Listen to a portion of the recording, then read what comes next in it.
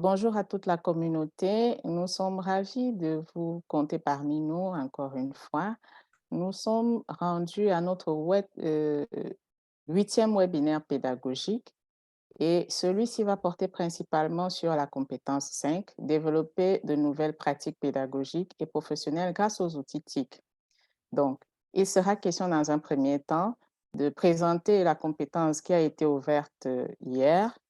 Ensuite, vous aurez un cas pratique d'usage et vous aurez encore les productions des participants que nous allons mettre en évidence et éventuellement pour ressortir les plus, mais aussi les points à améliorer. Donc, sans plus tarder, nous allons commencer par la présentation de la compétence 5 qui nous sera faite par Sylvain. Bonjour, chères certiciennes, chers certiciens, nous vous souhaitons la bienvenue à ce 8e webinaire. Depuis hier, comme vous le savez, nous avons abordé ce 5e module qui traite donc de la compétence suivante, développer de nouvelles pratiques pédagogiques et professionnelles grâce au TIC.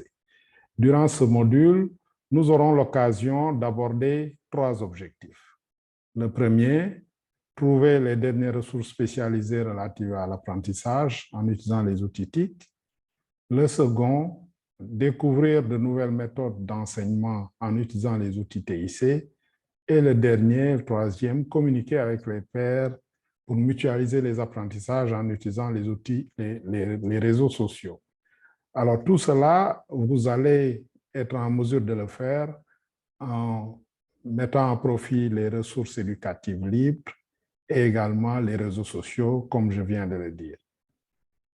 Merci Sandrine. Merci Sylvain pour cette présentation. À ta suite, nous allons passer directement à la présentation d'un cas pratique d'usage, à savoir la classe inversée. Ce cas pratique nous sera présenté par Benjamin.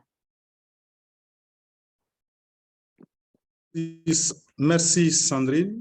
Alors, pour le cas pratique de la classe inversée, elle consiste à présenter l'organisation des apprentissages en 2 principaux temps, le temps d'avant-classe et le temps en classe.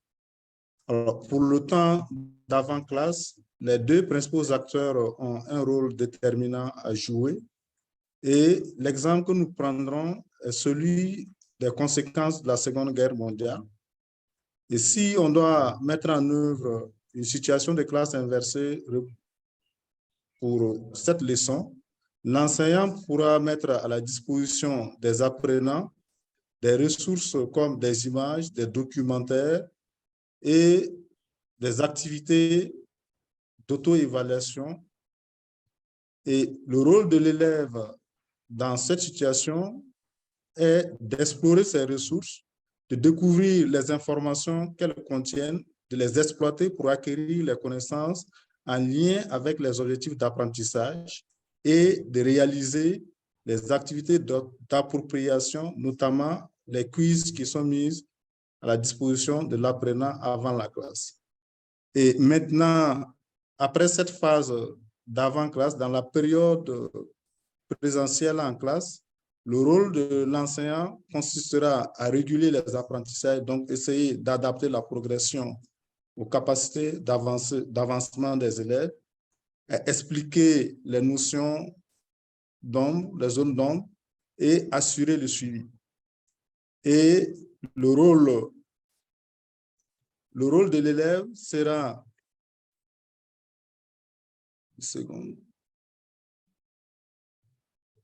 Le rôle de l'élève sera d'exposer, de réaliser les projets, de discuter et de manipuler également les outils qui seront mis à leur disposition pour la réalisation de l'activité.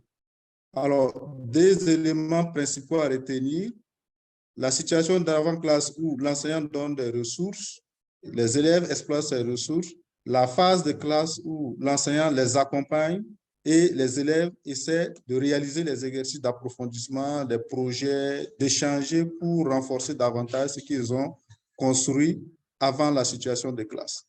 Donc, cette approche permet à l'enseignant de gagner en temps parce qu'il y a une bonne partie des tâches mises en œuvre en classe qui sont maintenant transposées dans une situation hors classe. Voici donc ce qu'on peut dire succinctement par rapport à la situation de classe inversée.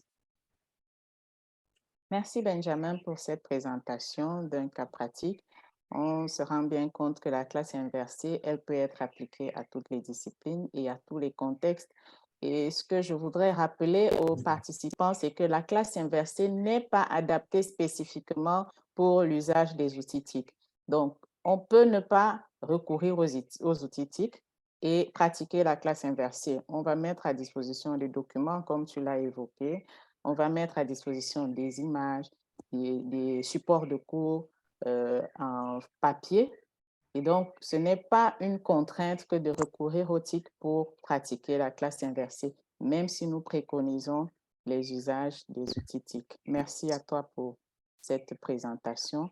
Nous allons poursuivre avec Sylvain qui nous revient pour présenter une des productions des participants relative à la compétence de Sylvain. Merci Sandrine de me redonner la parole. Ici, nous mettons les projecteurs sur une production d'un certicien et cette production a été faite dans le cadre de la deuxième compétence, concevoir des plans de cours intégrant les outils TIC. Ici, ce qu'on va tout de suite dire comme élément positif, le concepteur de ce travail l'a fait en utilisant le modèle QQO-QCCP et pour chacune des questions, l'élément concerné a été introduit. Donc pour le qui, pour le où, pour le quand, pour le quoi, pour le comment et pour le pourquoi. Donc partout, il a bien mis les éléments qu'il fallait pour répondre à ces questions.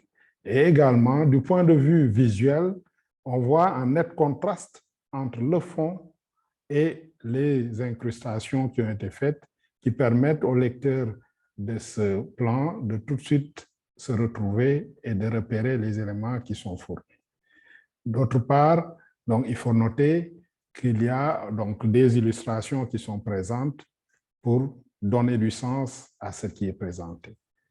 Alors, les éléments qu'on peut noter comme pouvant être améliorés, c'est essentiellement, donc ici, le concepteur, il a, on peut dire donc que pour la partie comment, des explications plus fournies pourraient être données, donc explicitées, c'est comment pourrait être explicité, et en le mettant en rapport avec l'objectif et en indiquant également la stratégie d'apprentissage et également produire des éléments de compréhension pour la conception des plans et des projets. Donc voilà ce qu'on peut dire pour cette production que nous mettons en valeur ici dans le cadre de ce 8e webinaire. Merci Sandrine. Merci à toi, Sylvain. Je voudrais juste rappeler au passage que c'est la production d'une participante. Certes, je suis tombée sur sa production par hasard dans le groupe Facebook, mais il y a quelques semaines, la participante se demandait déjà quel est l'intérêt pour elle, qui est membre de l'administration, de suivre ce MOOC. Mais au fil des semaines, je crois qu'elle a fini par comprendre en quoi est-ce que cette formation est intéressante pour elle qui fait partie de l'administration. On n'a qu'à le voir à travers ses productions. Donc, nous l'encourageons vivement et nous encourageons à travers elle tous les autres participants. Merci. Nous allons passer à un autre cas, une autre production d'un participant. Celle-là, elle nous sera commentée par René. Merci Sandrine. Bonsoir à toutes, bonsoir à tous. Et voilà une autre production de la compétence 4. Et donc, il s'agissait ici carrément de présenter des possibilités offertes par Facebook avec des illustrations qui devraient aussi accompagner cela. Et comme vous pouvez le constater En tout cas, c'est bien coloré. C'est un aspect très positif que nous apprécions. Et les éléments iconiques, les images capturées sont vraiment convenables par rapport au texte. Donc, nous disons bravo à cette personne. La personne a pu aussi faire cas des différentes possibilités offertes par Facebook. En tout cas, je dirais quelques cas. On pouvait aller au-delà de tout cela. Donc, si j'ai quelque chose à ajouter, c'est aussi permettre de voir d'autres possibilités que l'on pourrait avoir avec Facebook, surtout pour nous, les enseignants. Et de nos jours, nous avons des sites d'intérêt pédagogique sur Facebook, des sites d'intérêt didactique, des sites pour apprendre sur notre métier. Voilà. Et vous voulez en savoir, par exemple, sur l'enseignement des disciplines, les mathématiques, les sciences, ou le français, ou il y a particulièrement sur l'usage d'éthique en éducation, sur la psychologie de l'enfant, sur la pédagogie. Ben, il y a tellement de sites consacrés à tout cela. Donc, il vous appartient d'aller explorer ces sites. Mais pour ceux qui voudraient un peu, donc, c'est juste donner cette aide en disant clairement, si vous voulez explorer ce genre de sites, c'est d'aller sur votre profil, votre page, et vous allez trouver un encadré recherché. Donc, à ce niveau, vous introduisez les mots-clés, vous introduisez les expressions clés que vous voulez. Par exemple, mathématiques, français et autres. Vous allez voir un certain nombre de groupes qui vous seront proposés. Donc, à vous de cliquer, de chercher à rejoindre ces groupes. Et puis, ben, si le groupe vous intéresse, vous pouvez en tirer le plus grand profit. Donc, ça, c'est un aspect très important des groupes Facebook. On peut aller naviguer dans un groupe de Facebook d'un autre pays et avoir des ressources pour ces activités pédagogiques et didactiques. Un autre aspect, carrément, que je voudrais aussi ajouter par rapport à Facebook, c'est particulièrement l'usage que nous pouvons faire de ces groupes avec nos élèves. Il est possible de créer ce qu'on appelle un groupe fermé. Donc, créer une sorte de classe virtuelle Facebook avec nos élèves. Et à travers cette classe virtuelle, nous pouvons mener un certain nombre d'activités pédagogiques, nous pouvons y déposer des ressources, nous pouvons donner des conseils aux élèves, nous pouvons réaliser des exercices avec eux. Donc, un certain nombre d'activités que nous pouvons faire avec Facebook. Donc, comme je l'ai dit, il nous appartient vraiment d'exploiter tout le potentiel, tout ce qui est intéressant sur ces réseaux sociaux qui est Facebook. Donc, c'est vraiment ce que je voudrais ajouter, Sandrine. Sinon, la production, elle est belle, elle est bonne. Et en tout cas, on a d'autres possibilités, comme je le disais aussi, avec Facebook. Je vous remercie. Merci René. Et les participants ont dû se rendre compte que depuis quelques semaines déjà, nous mettons en avant leur production parce que nous suivons effectivement leur activité, nous suivons leur évolution, leur progrès. Et il est intéressant de revenir sur quelques cas. Et je rappelle aussi au passage que les productions que nous présentons, nous les tirons au hasard. Et donc, la production de n'importe quel participant peut faire l'objet d'une présentation pour le prochain webinaire. À propos de Facebook que René venait de présenter, il nous est revenu dans les commentaires sur l'un des webinaires un participant qui disait avoir presque banni Facebook parce qu'on y retrouve de tout et n'importe quoi. Il n'est pas seul dans cette logique. Beaucoup de participants sont réfractaires au réseau social qu'est Facebook. Mais nous comprenons à travers cette activité qui leur a été proposée lors de la compétence 4 qu'ils peuvent réorienter leur intérêt, ils peuvent réorienter l'utilisation qu'ils font de Facebook. Ils ne sont pas obligés de créer une page Facebook à titre personnel juste pour partager les photos et les fake news comme la majorité des utilisateurs le font, mais ils peuvent exploiter justement ce réseau social à des fins professionnelles. C'est ce à quoi nous les encourageons. Merci encore une fois pour ce commentaire, René. Nous nous acheminons vers la fin de notre webinaire. Et nous allons poser maintenant la question aux participants qui sont là, celle de savoir quelle activité vous avez plus appréciée jusqu'ici et pourquoi. Vous voudrez bien poster votre réponse dans le chat et on va parcourir ces réponses-là, les relayer. Donc, on vous donne quelques minutes pour cela, pour poster votre réponse dans le chat. On répond au premier là, du coup, et pour les autres, nous répondrons par la suite. Et nous vous disons déjà à la semaine prochaine pour notre prochain webinaire pédagogique. Merci encore à tous.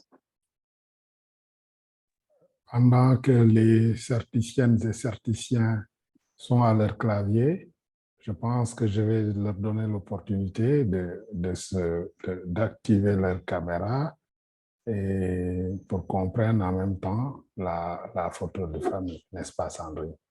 Oui, oui. Et là, je vais donc enlever le partage. Je pense qu'ils ont tous la question.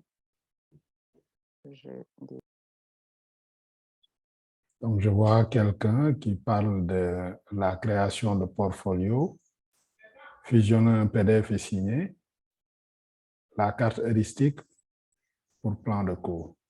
Donc, c'est les trois interventions que je note là à l'instant. La première, fusionner un PDF et le signer. La deuxième, la création de portfolio. Et la troisième intervention, la carte heuristique pour certainement concevoir un plan de cours. Sandrine? Oui, oui, je suis également en train de lire comme toi et tout à l'heure sur Facebook, j'ai lu justement un commentaire à propos de signer un PDF. Beaucoup trouvaient fastidieux de devoir télécharger le document, le signer, scanner à nouveau et quand il faut le renvoyer, le fichier pèse davantage et il est beaucoup plus complexe à joindre par mail.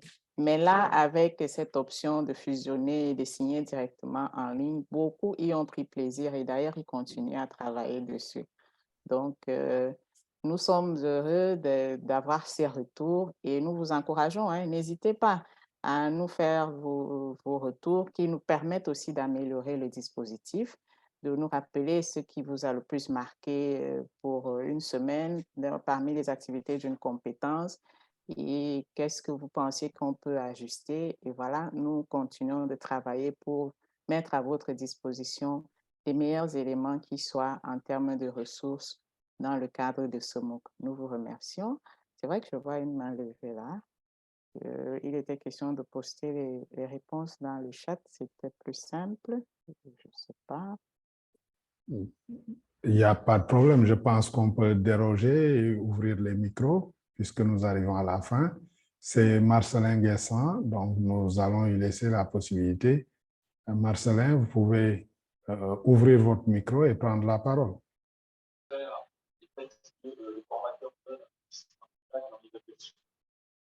Marcelin?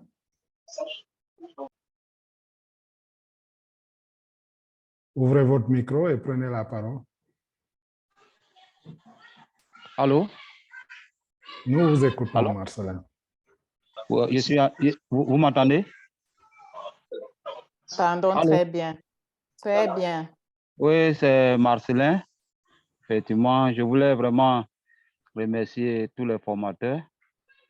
Au bout de ces 4 compétences, nous avons beaucoup appris. Et tout à l'heure, vous êtes intervenu sur fusionner des fichiers PDF et signer. Cette activité m'a vraiment plu et m'a beaucoup appris. Mais dans l'ensemble, j'ai quelques confusions encore concernant certains thèmes. Je ne sais pas si après vous allez pouvoir m'éclaircir cela. Alors, il s'agit de logiciels, moteurs de recherche, tous ces thèmes-là.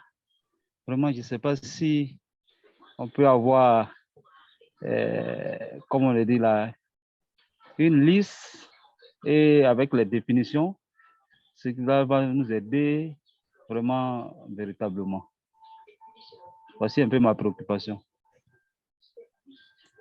Merci Marcelin. Je vais commencer, peut-être Sylvain et les autres vont ajouter. Nous y travaillons, nous mettrons à votre disposition un glossaire parce que c'est votre préoccupation. Nous sommes bien conscients que tous les participants ne sont pas au même niveau dans le cadre de cette formation et que beaucoup de termes sont nouveaux pour la plupart. Donc, Oui. pour cette préoccupation, nous reviendrons de sorte que cela puisse être bénéfique à l'ensemble des participants avec un glossaire sur ces termes que vous avez trouvés nouveaux, un peu complexes ou je ne sais pas moi. Sylvain, Oui. je te laisse le soin d'ajouter d'autres éléments si possible. Oui, justement, c'est ce que je voulais dire. Donc, je ne dirais pas que tu m'as marché sur la langue, ce n'est pas le cas. Elle ne me fait pas mal. Alors, Oui. donc, c'est ce que je voulais dire. Hein. Dans la boîte à outils que nous prévoyons, il va falloir justement qu'on intègre ce glossaire de manière à prendre en charge la préoccupation de Marcelin. Et peut-être ce sera également la préoccupation d'autres personnes qui sera prise en charge sans que ces personnes ne l'aient exprimée. Donc, préoccupation qui est exprimée par Marcelin. Voilà. Merci, Sandrine. Alors, si nous n'avons plus d'autres réactions ou d'autres réponses postées dans le chat, on va tout simplement remercier encore une fois les participants et les encourager à prendre part aux prochains événements que nous allons enregistrer en direct. Et comme le prochain qui surviendra la semaine prochaine, nous vous communiquerons encore une fois la date et l'heure pour le 9e webinaire. Nous vous disons bon courage et au revoir. Au revoir. Merci beaucoup. Au revoir à vous. Au revoir. Merci, au revoir. Au revoir, Au merci. revoir. Au revoir. Au revoir.